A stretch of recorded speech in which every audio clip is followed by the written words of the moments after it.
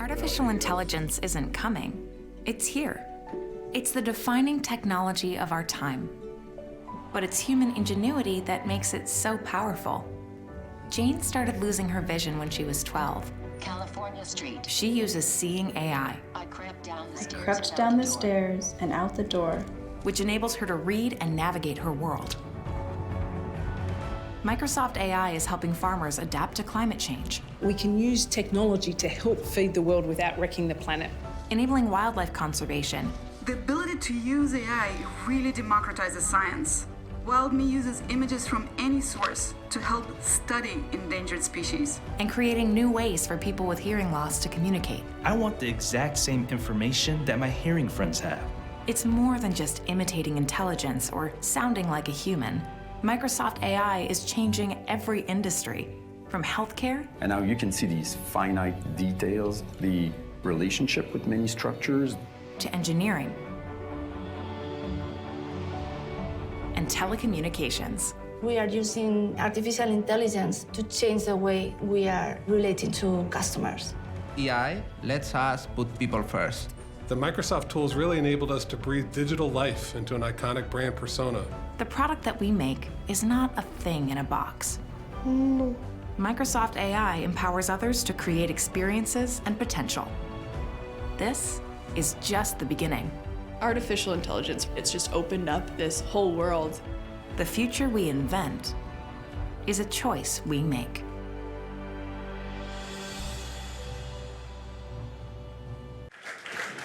Good morning. Hey, nobody reacted when he called you old and boring. What's up with that?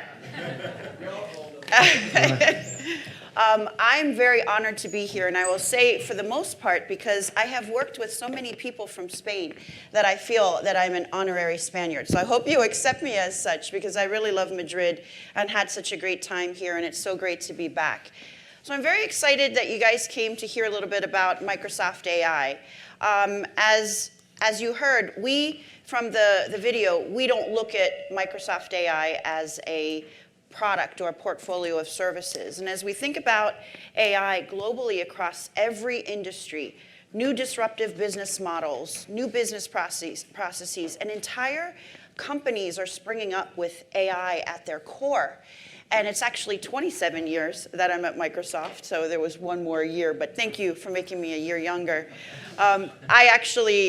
It's the fastest I've ever seen innovation just sort of spring into mainstream use, just relatively new innovation. So people are very excited about it, yet there's also a lot of tentativeness too. And so when we think about just the reimagination of healthcare, we think about the reimagination of how to protect and preserve culture, our environment, it's just a very exciting place to be. And against this backdrop, as we think about what Microsoft AI stands for, it's really this vision of empowerment with people at the center of it.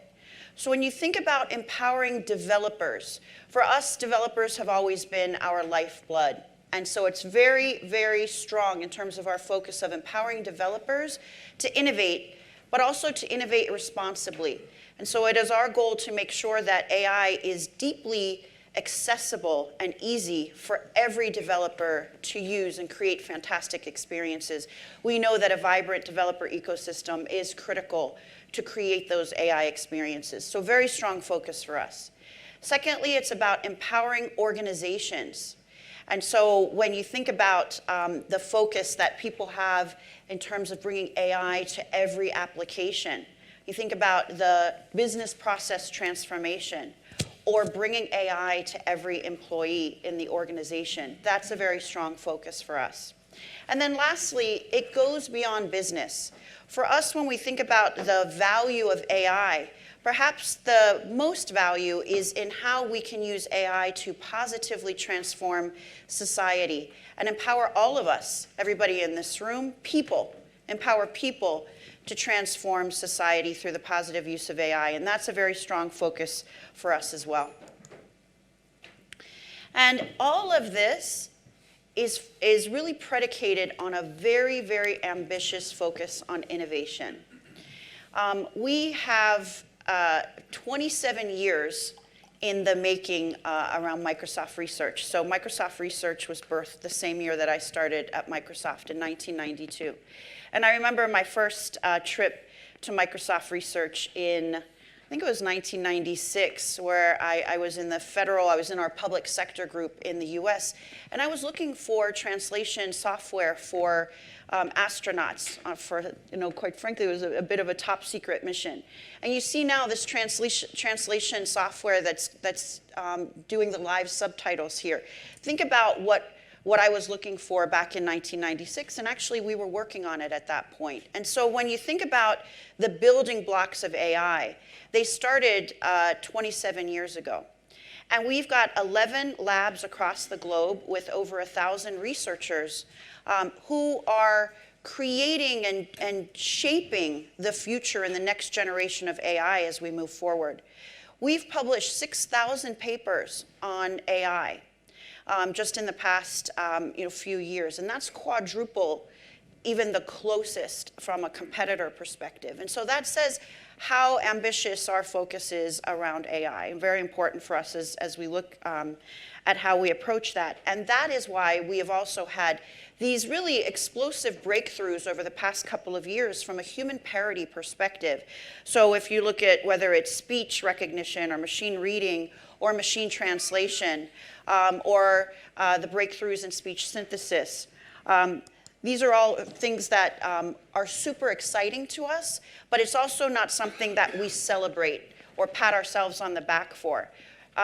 For us, it's really about how we very quickly build that into the platform and make it accessible to developers. For those of you who've known us for a while, we have always been a platform company. I dare say we'll always be a platform company. So that's how we will always surface the innovation. And we're really quite gratified by the usage, the adoption, and the momentum around our services. And so developers, over 1 million developers using cognitive services with the widest array of cognitive services, both pre-built and customizable. When you think about billions of pages indexed with Bing, that is extracting knowledge beyond traditional search. You can actually think of Bing almost as the largest AI workload from a Microsoft perspective. And then when you think about the machine translation that we were just talking about, 60 languages in PowerPoint for live subtitles and translation. So I always like talking about it a little bit, but I like even more being able to show you what we mean by human parity. So I think you saw that in one of our things was on speech recognition. In 2017, we achieved human parity in speech recognition, and it was based on a data set, very apropos, it's called Switchboard, because it's based on phone conversations. And so what I'm gonna do is play a little snippet of a phone conversation. Listen carefully because it's very short, but see if you can make it out. Are you ready? That's about how old ours is. That was a little hard to hear, but did you hear that? I don't think that I can go back and play that again. Let's see, can I go back one slide and then come back? Okay, I'm gonna do it again. So can we get the volume up a little?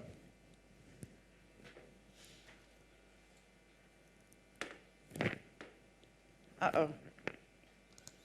We're not synced on this over here. Okay, let me try and play it now. Listen carefully.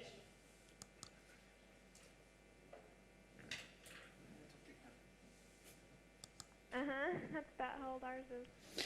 Well, what it was, which was hard to hear, sorry, but it's actually a woman saying, that's about how old ours is, which is really hard to make out. I think, for me as a human, if I might be so bold as to say I'm human, I actually couldn't understand that. So human parity, imagine using this kind of speech recognition within your chat bots or your conversational AI, and the ability to really understand what people are saying, more so sometimes even than you would with your own ear.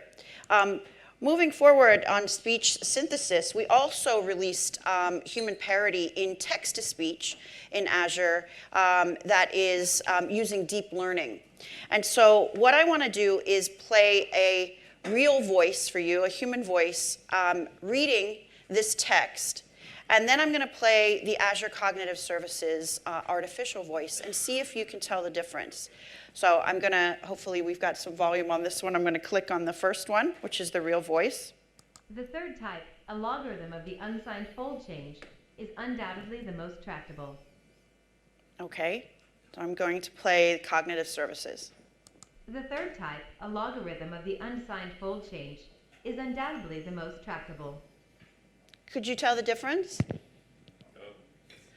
A lot of people say that they can tell the difference. You know, you say, hey, there's human versus the artificial. And we're just getting to know each other here, so I'm sorry to do this to our relationship so early in the process. But I actually lied. And so the first one was actually Cognitive Services, and the second one was the human voice. The point being that it's very hard to tell. The thing that I would say is that we're also very careful about using it responsibly. I mean, part of what we talk about is making sure that when you are using these services in bots, that you are also articulating very quickly on that a human is actually interacting with a bot. Because as you can tell, it would be very easy to not do that. And so this is also all about using the technology in a very responsible way as well. And so now moving on into empowering organizations. You know, yesterday we met with 3 or 4 customers, and we meet with tons and tons of customers. And what we hear from everybody is they're super, super interested in rolling out AI. They've got a lot of proofs of concepts. But in terms of really looking at it from a strategic perspective, that's where it's a little bit slower. You know, in the next 3 years, everybody says that they will, well, a lot of folks say that they will have deployed AI. But, you know, we hear about these terms like, oh, I have an AI factory and I have hundreds of experiments in there. And so there's a lot of these sort of experimentations, but it's harder for people for some reason, to move forward. And the pattern that we hear from our customers is what you see on that right-hand side, which is this unstructured, we hear about this unstructured, chaotic data estate. Yesterday, we heard from a number of customers, and it's quite common, that they have a lot of data on-prem, and that it's going to be that way for a while. Not interested in moving it to the cloud. There's data that's siloed, hard to get to, or they're in different departmental applications. And so therefore, it's very hard for them to move it or implement AI from that strategic standpoint in terms of being able to use the entire data estate. There's also a conversation around the lack of skills and what it may do from a productivity perspective, not wanting to slow down business. And do not only developers have the right skills, do business leaders understand what the technology and what responsible AI really entails within the organization. And lastly, there is a concern of whether the technology is actually enterprise ready. And that has to do with the scale. It has to do with privacy and security. And so these are the patterns of conversations that we hear every day. And so what we talk to them about from a Microsoft AI perspective is this very unique approach we take from a data angle, which is hybrid, in that you don't have to move your data to the cloud. The data can be anywhere. It can be on the edge, it can be on-prem, or it can be in the cloud. And we, from an AI perspective, really make it easy for our customers to be able to use the entire data estate and to reason over their data no matter where it is. From a productive platform perspective, as I said, that's sort of our specialty. And having a productive open platform that makes it easy for developers to use the skills that they already have to create AI and develop applications. And that is for any developer using any framework and deploying it anywhere. And usually people come up to me after these sort of conversations and I say something like that and they go, did you really mean that? I really mean that. And finally, from a trusted perspective, this is based on Azure, which has all the built-in compliance and privacy, security, the scale and the geos that make it enterprise ready from an AI perspective. And that's what's essential to making AI real in our customers' businesses, these three aspects.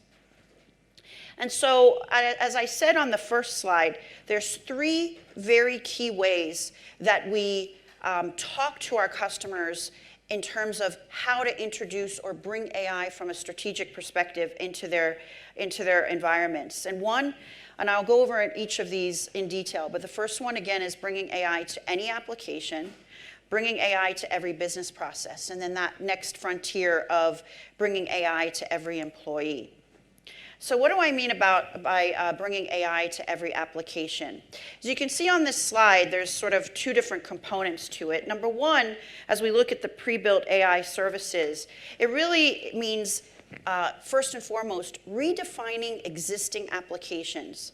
So people can use our pre-trained cognitive services with the pre-trained models to infuse AI, infuse that human parity, all the different services that we have available, into their applications with the click of a mouse. It's the easiest way to begin infusing AI into their applications. Or you can do custom training and create custom applications.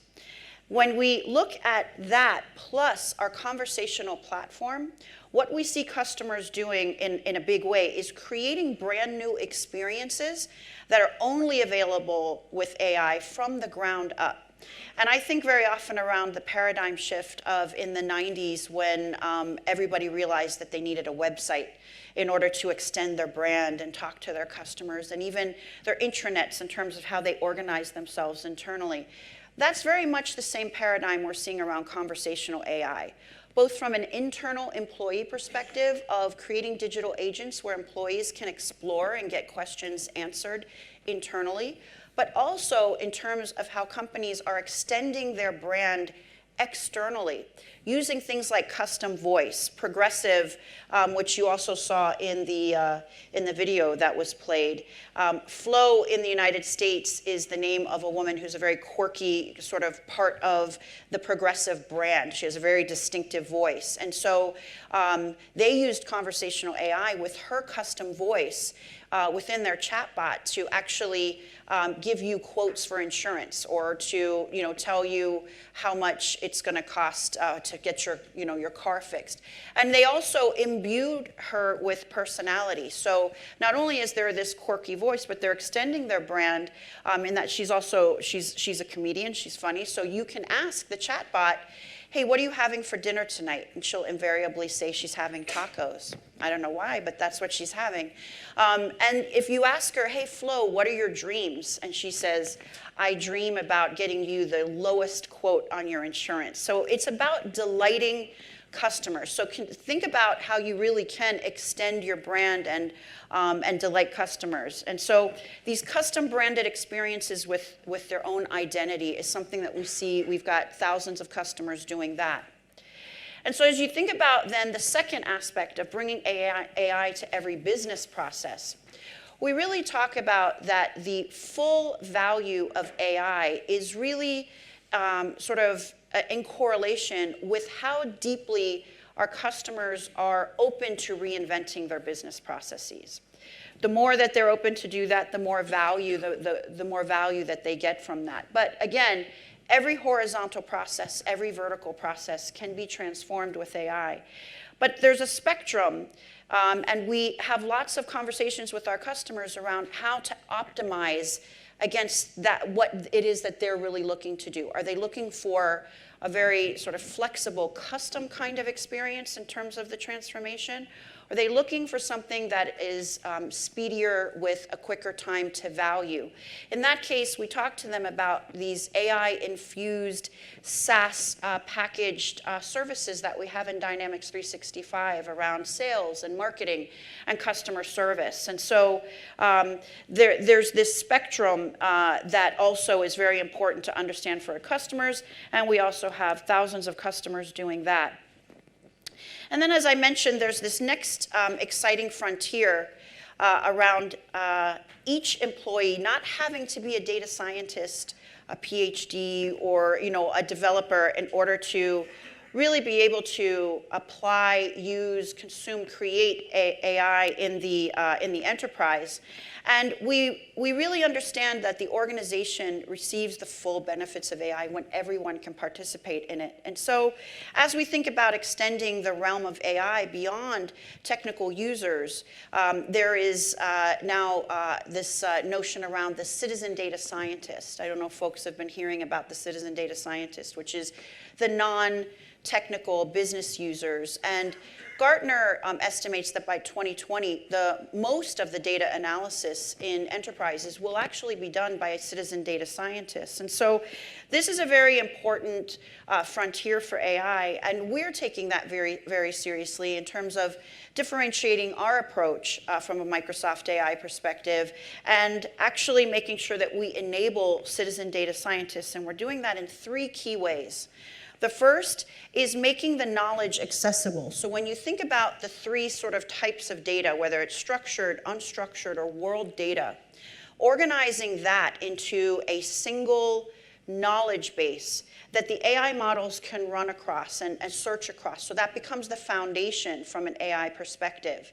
And then secondly, democratizing that experience for the non-technical users by taking things like our productivity applications like Office that have been infused with AI for every employee and making it very easy for them to access that knowledge base that I just talked about.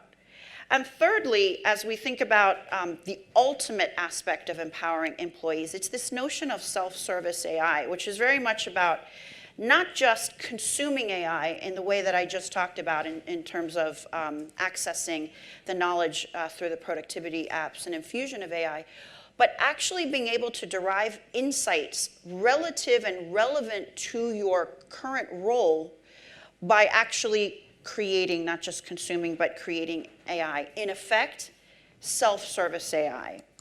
So what I'd like to do, as we traditionally like to do, is show you the innovation and what we're doing behind each of these 3 aspects. So we have a very exciting demo. I'd like to invite David up to the stage to show you each of the 3 scenarios. Thank you. Thank you. Oh, no, you can't. Okay. Hello, everybody. How you doing? Hopefully we'll get the demo showing up.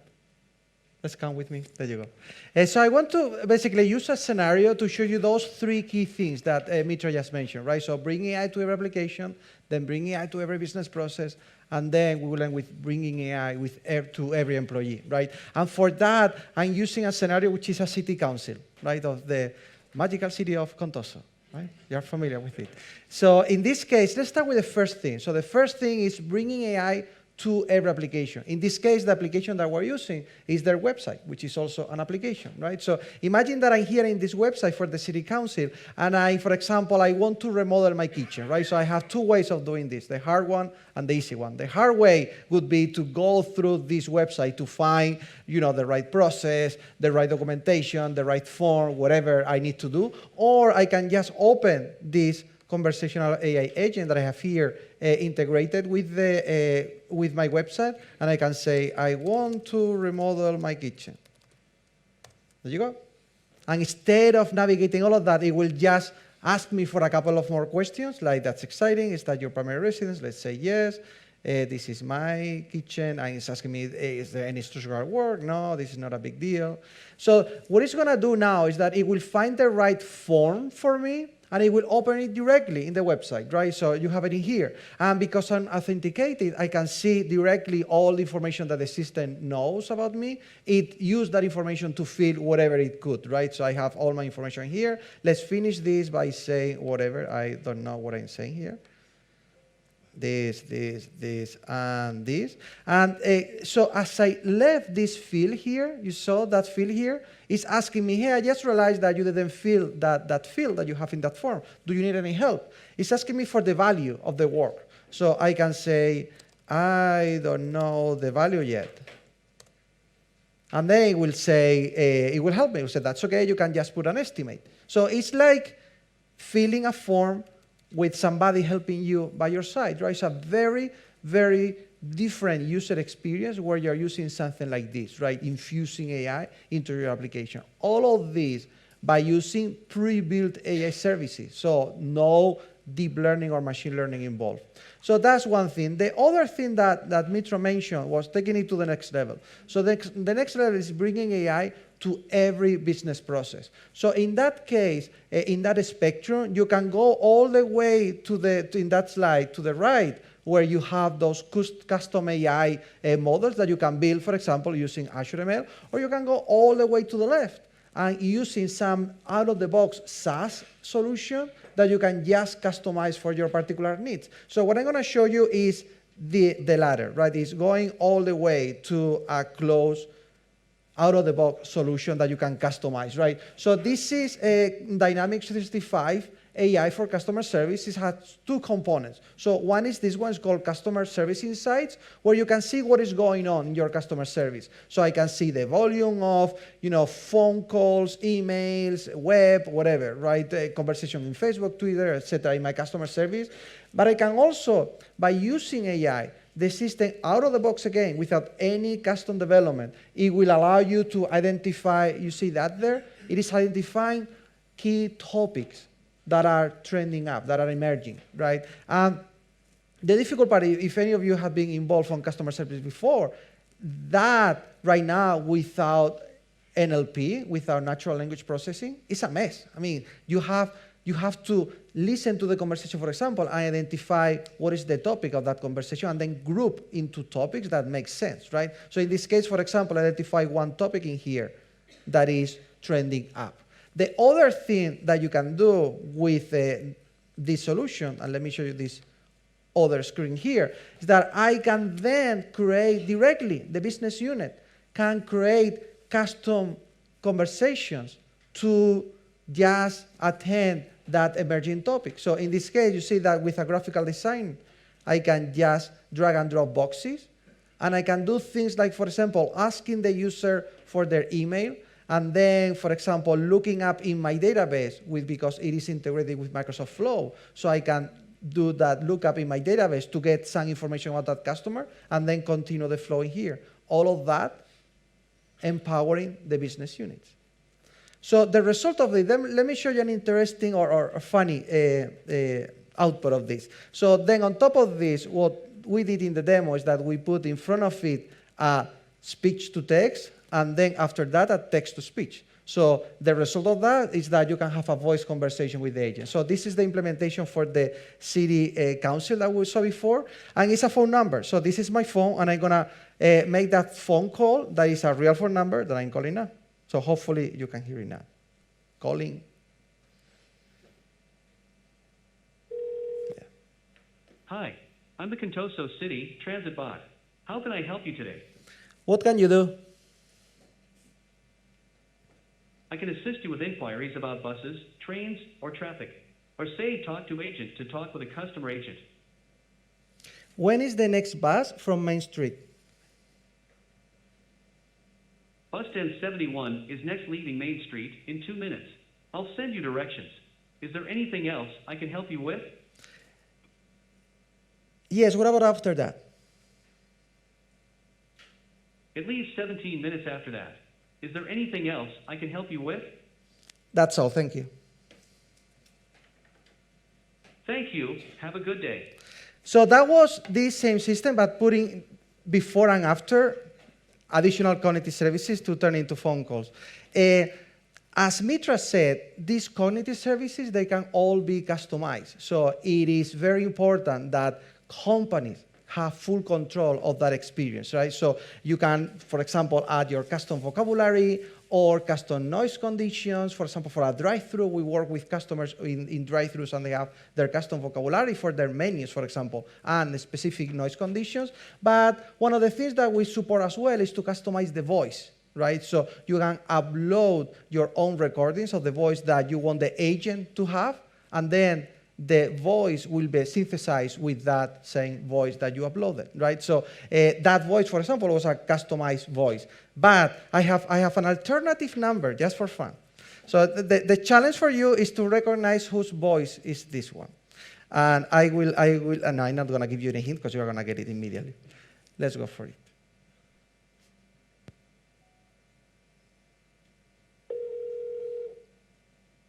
Hi, I'm the Contoso City Transit Bot. How can I help you today?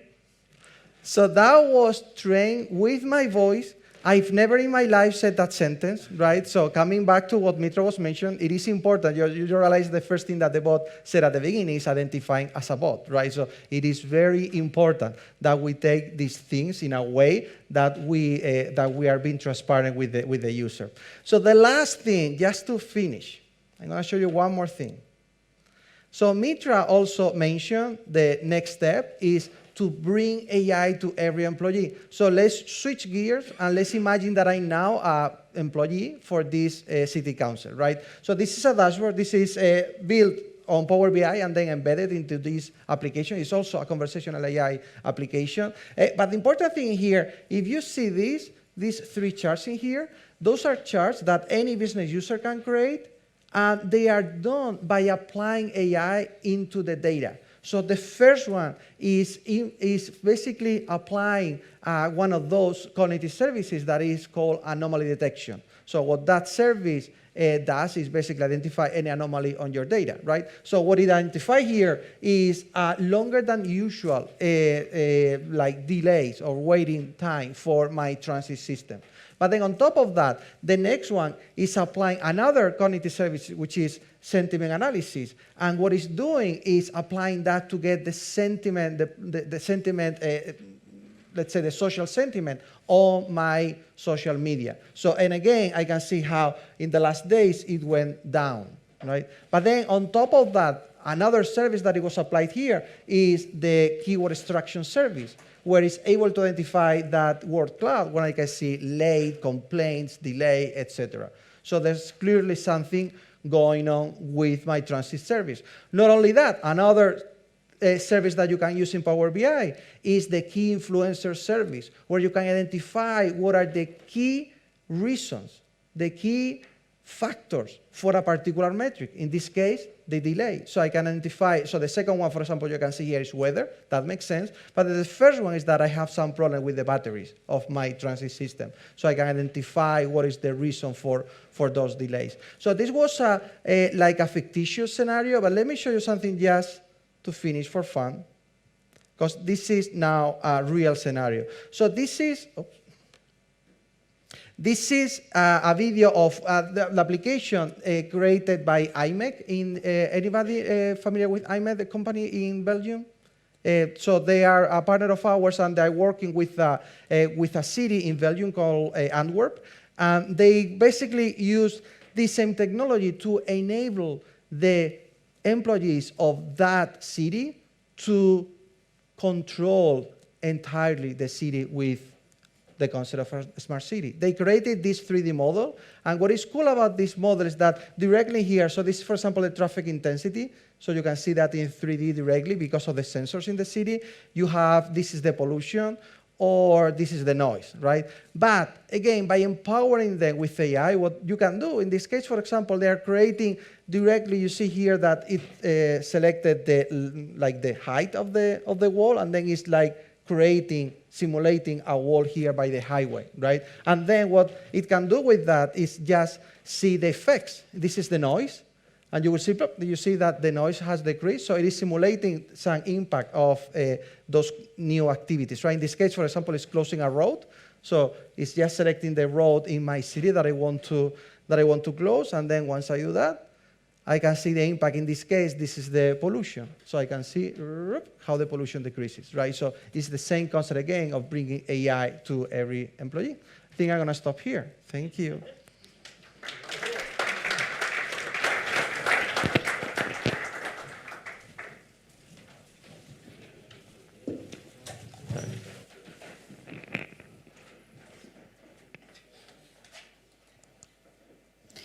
So how many folks have heard about AI Business School? And no cheating, because we have a sign back there. But have you heard about AI Business School? Has anybody gone through at least a learning path in AI Business School? I really encourage you. We actually were the first company to go forward and have an online business school. We did this around AI. We did this in conjunction with INSEAD. And it is a masterclass series with the 4 modules that you see up here. And shaping AI strategy, fostering an AI culture, which a lot of times it's not the technology that's holding folks back, it's the culture in the organization. We talk about that. Responsible AI, and it's really a module around sort of an AI 101 sort of technology module. We have speakers giving lectures, there's case studies, there's tools and resources and white papers associated with all of this. We have our CFO at Microsoft talking about how she implemented AI in our finance department and what mistakes she made and how she corrected them. We have industry leaders talking about how they brought AI into their industry with use cases. The next industry that'll pop up will be public sector. We have retail, finance, manufacturing in it now. In the first 3 months, we've had over 150,000 folks going through this. And so it's really become quite popular. And we've had a lot of requests for us to come into enterprises and do sort of custom AI business school discussions with them around their core issues. And so it's free. It's available to everybody. Go through. You can go in your own pace. You know, you don't have to go in a row or things like that. And it's very snackable. So I encourage everybody. We've got the website right down here to go through that. And so lastly, as I talked about, that our approach to Microsoft AI goes way beyond business into how to positively transform society, empowering us all to do that. And our approach is really twofold in this regard. Because starting from a responsible AI perspective, being very responsible and trusted in our approach actually is what leads to our ability to really empower people to transform society using Microsoft AI. Satya Nadella, our CEO, in 2016 laid out these 6 principles for anybody in our company who is using, applying, building AI. And so when you think about fairness, reliability, transparency, these are all critical components of how we function internally.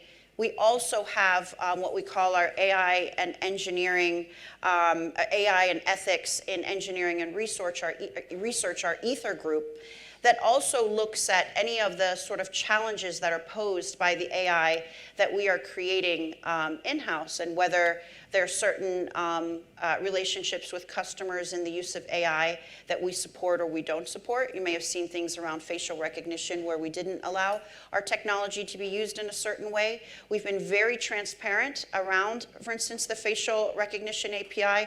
We released a little while ago what we call our transparency notes on what's appropriate in terms of the use of a facial API, what you don't want to use it for. And so that's a very serious level of transparency and ethical approach to the technology. We also realize that it's not the responsibility of any one organization in the industry to really take a role in responsible AI. And so we co-founded with other technology companies, with NGOs, universities, the Partnership in AI, where we come together and talk about the ethical challenges and look at sort of policies, approaches, guidelines for the use of AI from a worldwide perspective. And we also partner very closely with Microsoft Research around the tools that are detecting bias in data, tools that we use internally. Homomorphic encryption, so for the privacy of data, the security and privacy, and also around the transparency of AI models, so that AI models are not black boxes. And you might have seen recently, we just open sourced Interpret ML, which is very much around getting rid of the sort of black box approach to AI models. And so that sort of trusted approach, as we think about it, builds enough trust as we think about our AI for good activities. This is a $115 million investment from Microsoft over 5 years against these 3 programs, and we'll be increasing the initiatives as we move forward. But they're around AI for Earth, which is around climate and sustainability, environment, AI for accessibility, which is around inclusion and using AI, like the things you saw around machine translation, speech, vision to help people with disabilities. And lastly, AI for Humanitarian Action, which is our newest one, which is around displaced peoples, refugees, children who are in need of help and support. It's really about human dignity. And so people can apply for these grants. There's also research that's made available, technology, other sorts of resources, Azure hours, things like that, for people to be able to create solutions in each of these different areas. We have 220 grantees worldwide, and one of my favorite ones is around species conservation, which is called Wild Me. And I'd love for David to be able to come back on stage and show you that one. Thank you.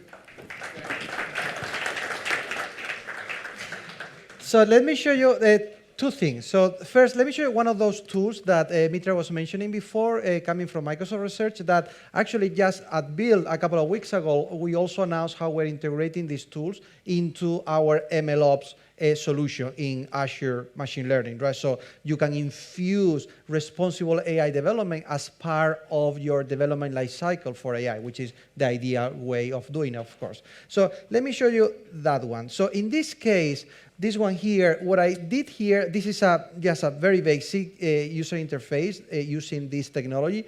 But what I did was uploading a model that is a real model coming from, in this case, a hospital. This hospital came to us, and there's a research paper also written about this case. But they came to us with concerns about one of the models that we're using. And this model were basically estimating the probability of getting complications coming from pneumonia on patients that were getting into the hospital, right? They noticed, for example, that for some very old people, even with asthma, the model was providing a low probability, which was clearly wrong, right? And doctors realized that immediately, right? So the thing in this case is that this model is done with any modern AI technique, which is a black box. So it is very difficult to identify what was going on with the model. So we need to open that black box somehow. And that is exactly what this technology does. So I'm going to go here. I will click a couple of features. So for example, I say age and asthma. And let's look in here at what is happening, right? So for age, the system is telling you that as the age goes up, the probability is increasing, right? Which makes a lot of sense. But then suddenly here at 102 years old, there's like a big trending down. What is happening there, right? Yeah, what is happening there is that there's not enough data. So there are not enough patients of 102 years old coming to the hospital with a complication, right? So that's a typical example that if you are focused as a data scientist on the machine learning itself, you're not going to see that. You need doctors. In this case, is the business user, right? The business expert, with data scientists collaborating with a tool like this that is able to open that model so those cases can be identified. The other one, asthma, is very similar. So with asthma equals 1, again, probability goes down. And in this case, what they realize is that because doctors were already prioritizing patients with asthma, this data set was influenced by that, meaning patients with asthma in this data set were already prioritized by doctors. Therefore, the probability was lower. So again, something so subtle that you need doctors, you need people in the domain to understand what is going on by opening the model, right? So once you do that, you can create, as Mitra said, use cases for AI that can truly transform society. And in the AI for Good initiative, I think it's like 250 or something like that projects in there. So there's a huge number of projects that you can take a look, and a lot of them, we just announced 4 of them on AI for Accessibility last week, and you can go online and see all of them.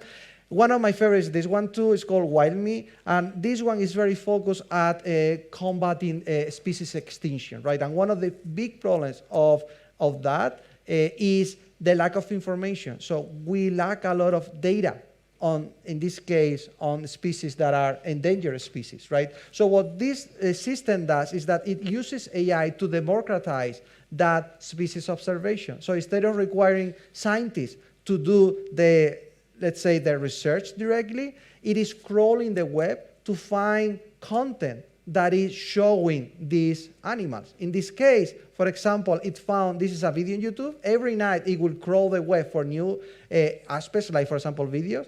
So it found this video is a whale shark, and then it's using AI models to extract information from that. So the information that any scientific research needs is the who, the what, and the where, right? So the what and the where can be extracted by, for example, using language detection, or it's extracting the text from there to understand where and when it happened. It is using object detection to confirm that there is a whale shark, right? And there are no other animals in there, so it's not like an aquarium, right? So all of that is doing it by using those AI models. But then they created, and these are all pre-built AI models. But then they created one AI model customized. And what that AI model did was to identify also the who. So if I click here, so what it's able to do is to identify what individual, so what specific whale shark I'm looking at, right? And it does that, it depends on the species. In this case, whale sharks, it does that by the spots. You see that comparison in here? But in the case of zebras, it is done with the stripes. And in the case of turtles, it is done with the spots in the shell. So all of that by using AI. I love the turtles one. I have to tell this thing. The turtles one, I love it because they call that project the Internet of Turtles, IoT, which I love it. So once they have that, so once they confirm that match, then they can go back to in this case, the YouTube video.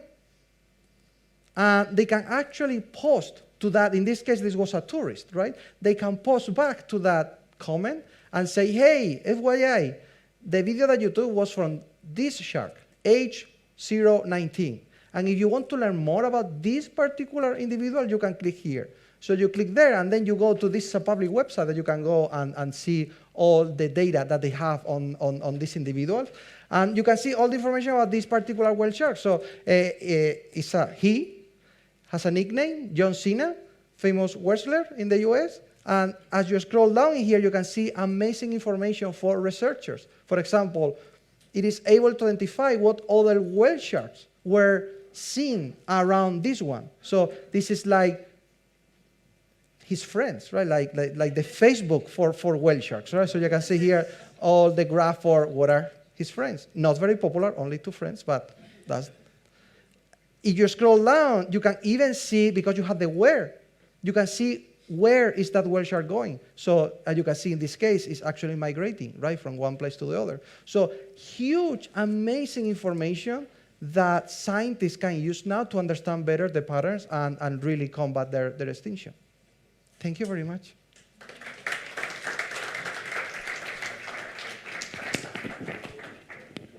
Thank you, David.